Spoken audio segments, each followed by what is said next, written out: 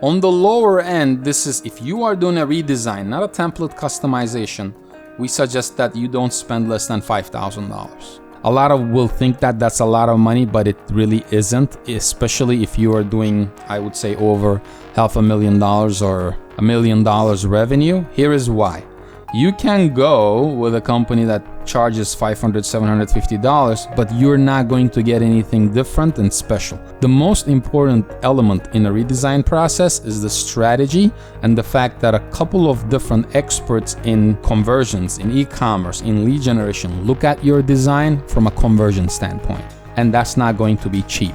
If you go and if you get a redesign for $500, $600, $1,000, and I'm talking about a redesign, not a retemplate, you're not going to get the attention, you're not going to get the details that you require. So the whole concept of doing a redesign is for your brand to look better. So if you just do a redesign, I would say for less than $5,000, you're not going to be able to improve 99% of the time. Yeah. We've done redesign projects for $100,000 plus for higher education institutions, for universities, for e-commerce. But on average, like Joe stated, if you are not looking for functionalities, if you're not looking for 10 Photoshop mockups, a few Photoshop mockups, and a few wireframes, you're looking at anywhere from, I would say, $6,000 all the way to $20,000 is a realistic number.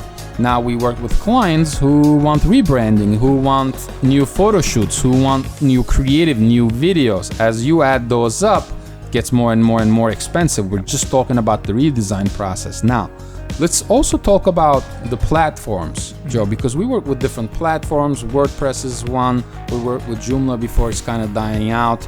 We work with custom solutions. We work with Volusion, BigCommerce, Shopify, 3D Cart, and then the enterprise ones like Hybris, Sitecore, etc., etc. How does the platform make a difference in terms of redesign? When you're doing a redesign, why does the platform matter? Well, because they all have different limitations. Different limitations, and also just the way that they function are a little bit different. You can have a designer that knows how to design a simple WordPress site, but he can't implement any of that HTML or CSS on Shopify. Got it. Or BigCommerce. Or maybe he doesn't know how to do custom post types on Yeah, WordPress. exactly. So again, it's going to be very, very different based on the platform. So that's why you need an experienced team, because 10 years ago you would say, oh, I'm a web designer. What does that mean? Nowadays, it's not just a web designer who's on this project. You have a front-end developer, a back-end developer, UX, UI specialist, marketing specialist, QA engineers. Yeah. So you have now a full team that needs to go through this entire process. It's not just one person that can handle a redesign. So having a team that ensures you that you're gonna have experts in the field that know how to work on each and every platform specific to that platform's needs. Because the way, again, that's going to be executed and implemented is going to be different based on the platform. And that's exactly what we do. We like to start with an audit. We look at functionality. You might be a B2B, again, you might be a services company, you might be an agency, you might be an e-commerce company, you might be a healthcare provider. It really depends on the usability metrics of your website.